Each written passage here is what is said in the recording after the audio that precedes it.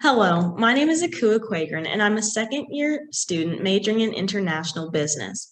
I would like to thank you for your time today and watching a presentation of my summer research project. Although these past few months have been unexpected to say the least, undergraduate students like myself are very grateful to have the opportunity to still participate in events such as this. Presented today is a study I've worked on this summer, which explores the connections between creativity, cultural intelligence, and entrepreneurial intent, while looking into the role of family systems theory in this relationship as well. I have been very fortunate to work with some of RIT's greatest staff members this summer.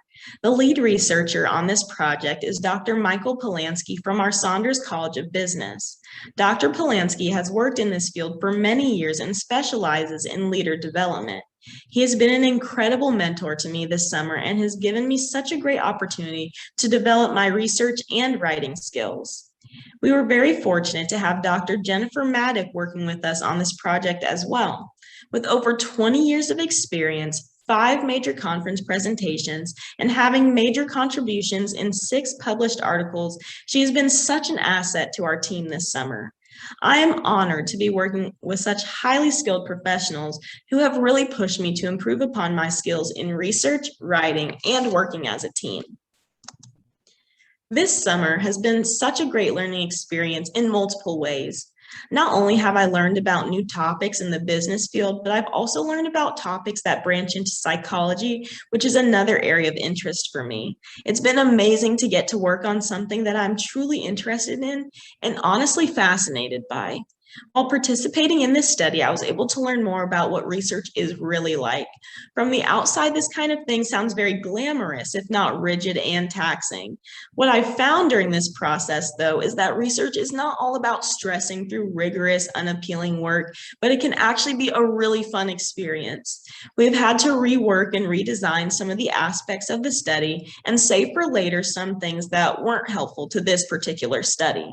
Receiving the results from our pilot study taught us what works and what might need to change, and this flexibility I found is a very important part of the research process.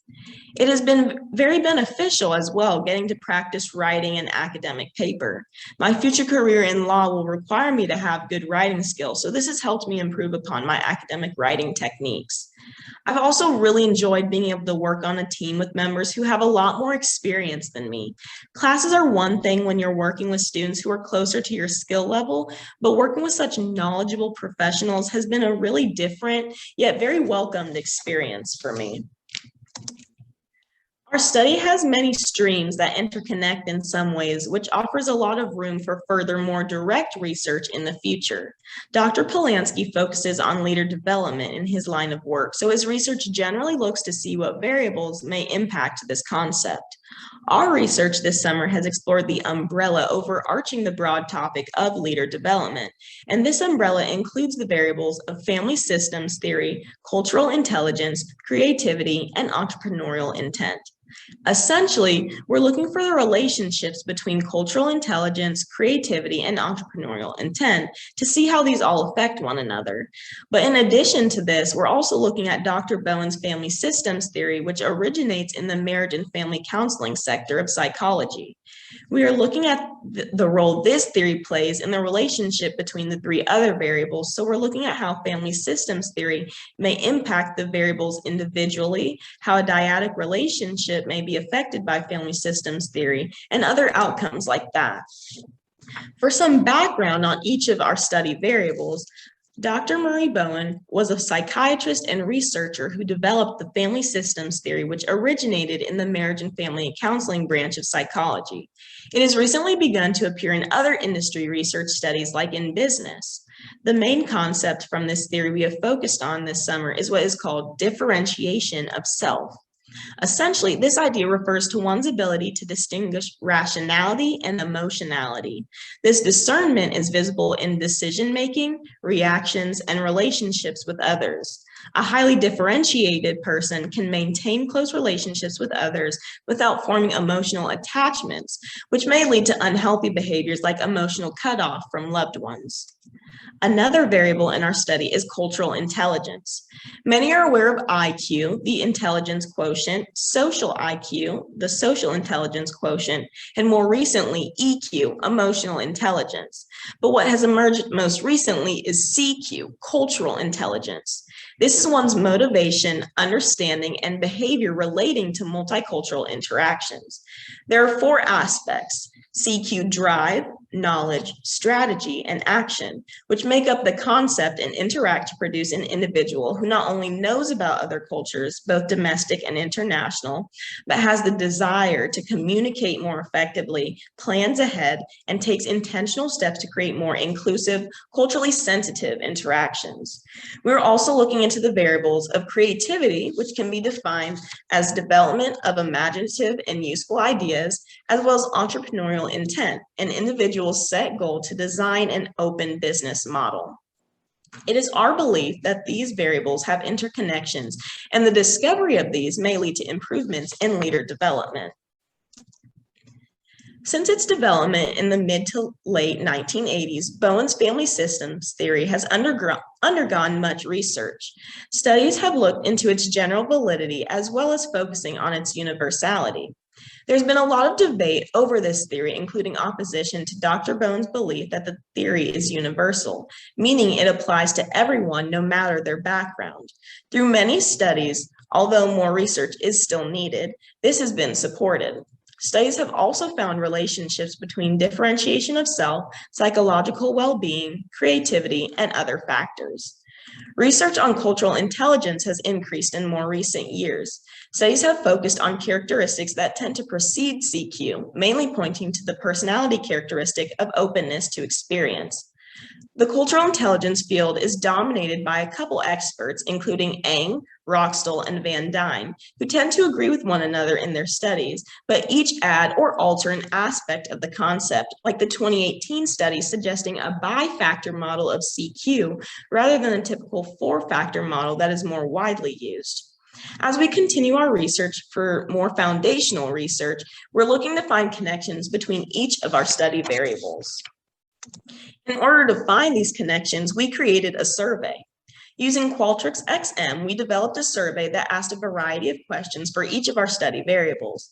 This is a very popular survey program that offers easy survey development and appealing survey designs.